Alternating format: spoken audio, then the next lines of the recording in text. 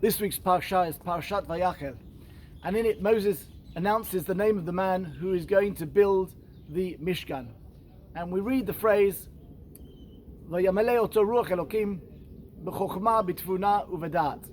A man filled with godly spirit, with wisdom, insight and knowledge. And this man is Betzalel, the son of Uri, the son of Hur. And we ask the question, why is Hur mentioned in this context?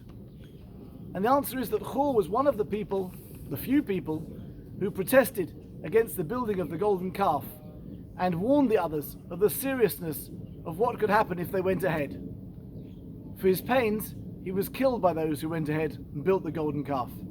But his sacrifice was not in vain, because his reward for being someone to protest against idol worship was that his grandson would have the merit of being the chosen man, a man filled with the Spirit of God, to build the Mishkan for the true worship of the Almighty.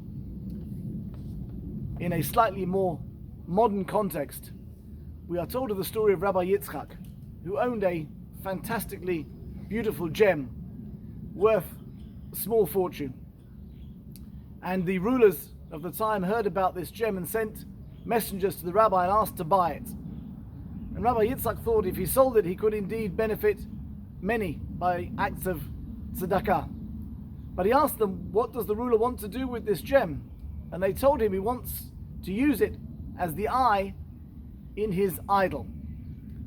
Rabbi Yitzchak heard that and refused to have any part of idol worship, even inadvertently by selling a gift that would be used for something else. And he refused. He was then sent a message a short while later saying that there was a Jewish family being held hostage on a boat. Not a boat like here in Herzliya Pituach Marina, but a boat.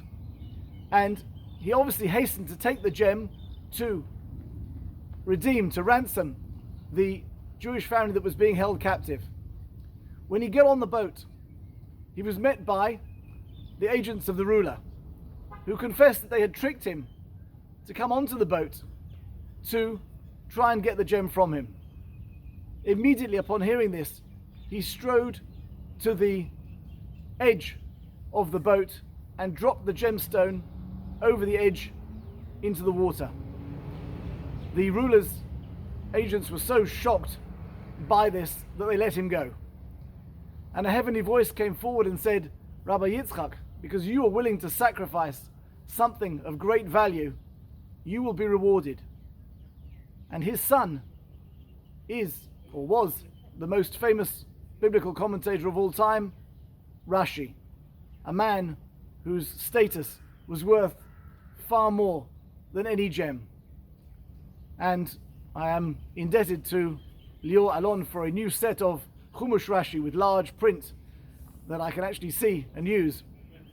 But the willingness of the generations before us to sacrifice are, I am sure, a reason why we have enjoyed many blessings.